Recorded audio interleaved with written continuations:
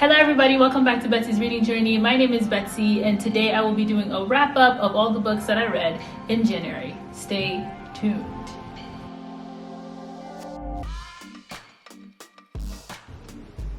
So let's get started. In January I read 4 books: The Water Dancer, The Alchemist, The Wedding Date, and All About Love by Bell Hooks. So let's get started. The Wedding Date.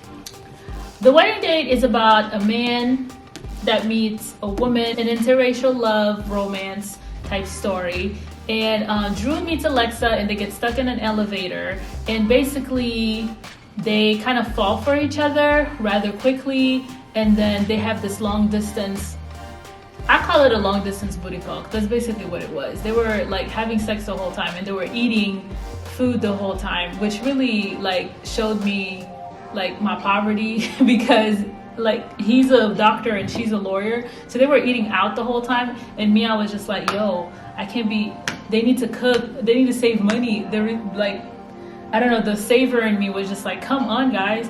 But overall it was a very cute story. Spoiler alert, they end up together, duh. A little bit predictable, of course. It has the usual things that you find in love stories, such as best friends, you know, pushing you up and being there for you even when you don't want to listen to them. It has the part where the girl is like, no, I don't want to listen to what he has to say, even though if he explains to you what he has to say, it will fix everything, because basically he had the basics. And I read this because I needed a break from all of the heavy stuff I was reading about slavery and about having to sit down and really think on love with bell hooks, and then having to, you know, decipher parables from The Alchemist.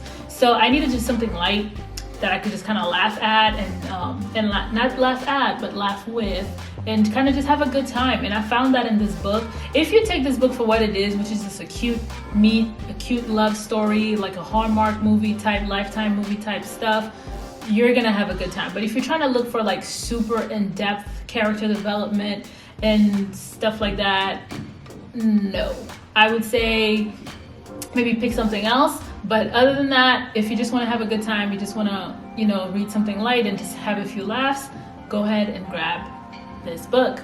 Up next, we have All About Love by Bell Hooks. This is a nonfiction book. It's a commentary basically on love, how society doesn't really teach us how to really love. It tells us that love is this thing that just happens spontaneously, that you're supposed to lose all of your senses when you fall in love, to where you kind of just become this person who's just like, oh my God, I'm in love, I can't control myself. Nope.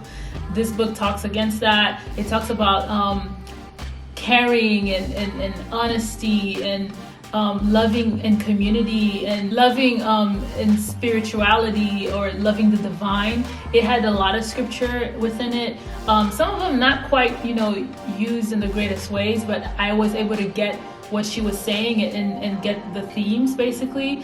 And I think this book is one of those books that you really have to slow down and read it. If you just kind of rush through it, you'll get bored and you'll fall asleep. I'm not gonna lie, I did fall asleep once or twice in this book. I still enjoyed the book somewhat.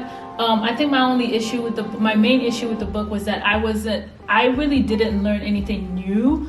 I think because some of the stuff that he was speaking about, I kind of like have either heard already or I've heard in scripture already, and I was just like, yeah, I'm really pretty much familiar with this stuff, you know. But of course it all comes down to application and trying to apply all those things and living a good life and trying to be more loving. That's the most important part, because you can say you know this stuff in this book and you can just be a complete, you know, jerk.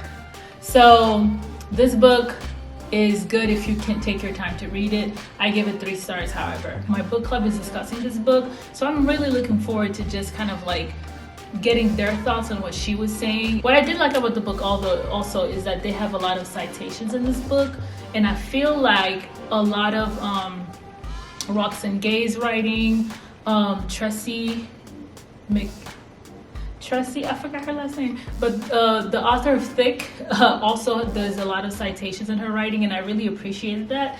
So I think if you're one of those people that like to make sure you're getting the sources and you like the quotable IG stuff, this book will do it for you. All right, next up, The Alchemist, The Alchemist, The Alchemist. The Alchemist. We have The Alchemist by Paulo Coelho.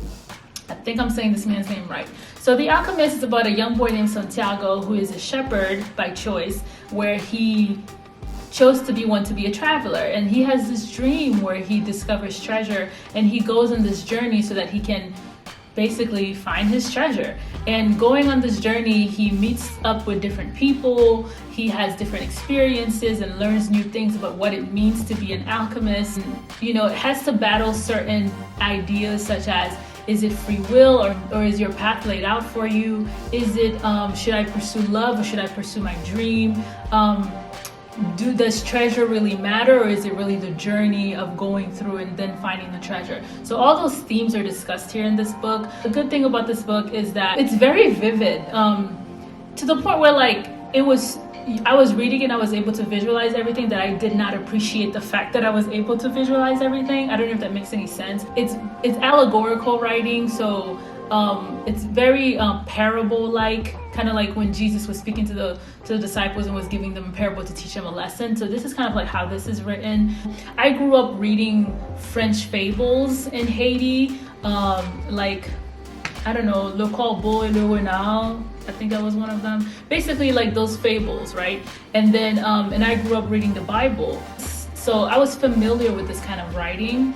And at first I didn't appreciate it. I'm gonna admit that. At first I didn't appreciate it because of the familiarity of it all. This reminded me a lot of like just learning a lesson, basically, type thing. So I like the journey that this book allowed me to go on. And he had to go through Egypt. He got his things stolen. He got his money stolen. He got beat up. He met a girl, he had to leave the girl. Like, it was a very tumultuous journey. I appreciate that the whole overall theme is to basically go after your dreams, seeking your personal legend, and just not, basically there's a path laid out for everybody. I think this was what the book was saying. I think I give it like 4 stars on Goodreads. Mainly because I felt there were some things that were contradictory in the book, or at least, well, when I went, that's why you go to book clubs, because we had a book club discussion about this today, and in my head I was just stuck on the beginning of how the idea of like being stuck between, do you have free will, because there's a part where he kind of goes over that, do you have free will, or do you have do you have free will, or is there a path is already laid out for you that you're supposed to pursue? So in the beginning, in my head, he has free will. He decided to go be a shepherd. He's going to do his thing. He's going to follow his dream. And then as the more he follows his dream, it goes on to basically showing him that there's a path laid out for everybody, and that he needs to, I think there was like a direct quote. What is this quote? Okay, so on page 20, it'll be like, the greatest lie is that we lose control of our lives, right? So that means of our lives and fate takes over. So that's like page 20, right? And it goes on page 30 and 31, it goes, God has prepared a path and we must follow omens. So it's like, which one is it, right? So I was stuck between those two. But as you read the story, when you get to the climax and you see that he figures it out, that there is a path laid out for you, being one with the universe and being connected with everybody, and it's the journey that matters. It's one of those motivational type books, and I kind of see why it's a classic. Some people would say that it's just a bunch of it's a book that's being deep just for the sake of being deep without really being deep. You could definitely say that about this book if you don't take the time to really see what the author is trying to say. I got to see what it inspires so many people, and I think it deserves another read for me, or maybe at least another book by the same author, so I can see what more he has in store. I will not be doing a review of The Water Dancer. I did another video for that, so you can click here for that one. And basically that's it. This is all. So thank you all for watching. I hope you enjoyed this video. Give it a thumbs up, like, comment, subscribe. Thank you very much. I hope you enjoyed this video. Bye!